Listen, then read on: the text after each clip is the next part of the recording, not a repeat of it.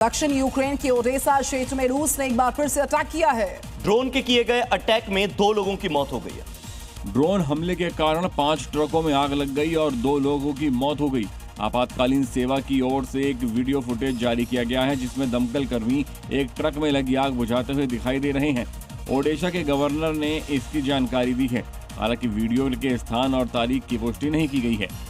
इस हमले पर रूस की ओर से तत्काल कोई टिप्पणी नहीं आई है।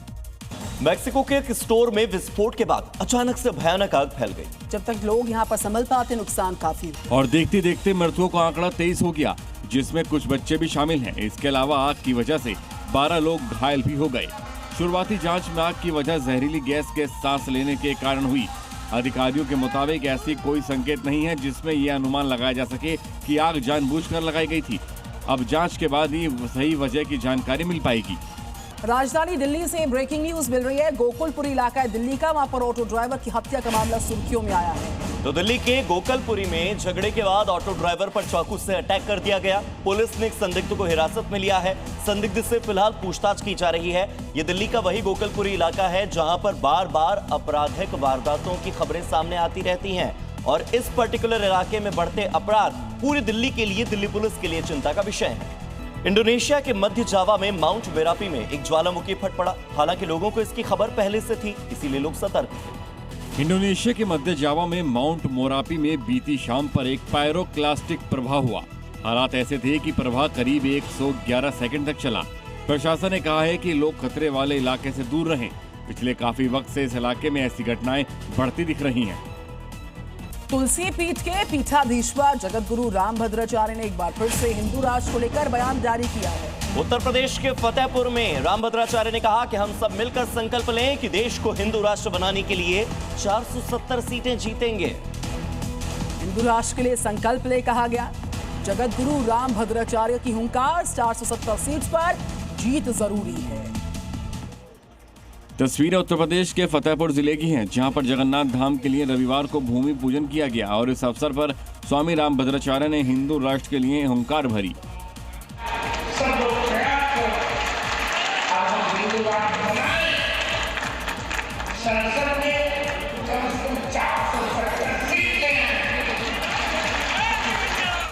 फतेहपुर में जगन्नाथ मंदिर का निर्माण 1 एकड़ जमीन पर होगा और निर्माण कार्य 18 महीने में पूरा करने का लक्ष्य है। यहाँ भी जगन्नाथ धाम की पूरी की तरह ही मंदिर में काष्ठ मूर्तियां विराजित होंगी। साल में एक बार रथ यात्रा निकाली जाएगी और रोज मिट्टी के बर्तन में प्रसाद बनेगा। खबर झारखंड के पाकुड़ से, जहां पर बाबा खाटू श्याम का जन्मोत्सव मनाया गया और इस मौके पर शहर में शोभा यात्रा भी निकाली गई। खुद भगवान शंकर ने डमरू बजाकर सृष्टि के निर्माण और प्रलय का उद्घोष किया। साथ में कृष्ण और राधा रानी ने भक्तों को दर्शन दिए। ये तस्वीरें हैं झारखंड के पाकुड़ में हुई शोभा यात्रा की। भक्ति के गीतों पर नृत्य के साथ शोभा यात्रा की शोभा बढ़ी। पाकुड़ के शीतला माता मंदिर में भगवान श्री खाटू श्याम बाबा की पूजा अर्चना की गई और धूमधाम से खाटू श्याम बाबा का जन्मोत्सव मनाया गया। ये अगली खबर है मध्य प्रदेश के रतलाम से। सिखों के प्रथम गुरु गुरु नानक देव जी के प्रकाश पर्व को समर्पित जो नगर कीर्तन है उसका आयोजन लगातार हो रहा है और ऐसे में रतलाम के गुरुद्वारा से शोभा यात्रा का आयोजन हुआ। देखिए, रतलाम में श्री गुरु नानक देव जी के 556वें प्रकाश पर्व को लेकर भव्य नगर कीर्तन निकाला गया। यहाँ अरदास के साथ शोभा यात्रा की शुरुआत हुई। बड़ी संख्या में श्रद्धालु संगत संतनाम वाहिगुरु के जयकारों के साथ शामिल हुए। नगर कीर्तन लंबी फेरी लेकर दोबारा गुरुद्वारे तक पहुंचा। शोभा यात्रा में बड़ी संख्या में सिख समाज के लोग शामिल हुए। जगह जगह इनका पुष्प वर्षा से स्वागत किया गया। उत्तर प्रदेश के चित्रकूट से भीषण सड़क हादसे की खबर है। रोडवेज बस और बोलेरो के बीच में भीषण टक्कर हो गई है। इस हादसे में बोलेरो सवार 3 लोगों की मौत हुई, 5 घायल। झांसी मिर्जापुर राजमार्ग पर यह हादसा हुआ है। तो ये बड़ी खबर आपको बता दें उत्तर प्रदेश के चित्रकूट से, जहां पर रोडवेज बस और बोलेरो में भिड़ंत हुई और इसके बाद 3 लोगों की जान चली गई। बोलेरो सवार 3 लोगों की मौत की पुष्टि हो चुकी है।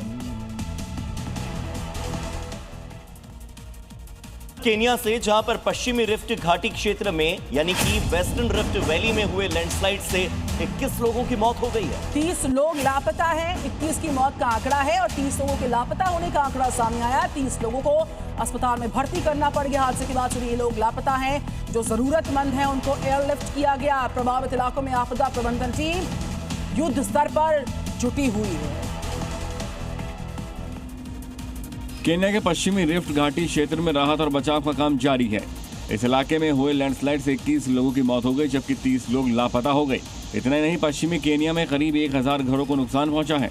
कई सड़कें टूट गई हैं। इस हालत में जीना मुश्किल हो गया है, तो जरूरतमंदों को एयरलिफ्ट किया गया। 30 लोगों को अस्पताल में भर्ती कराना पड़ा। हालांकि हालात को सामान्य बनाने के लिए हर मुमकिन कोशिश की जा रही है।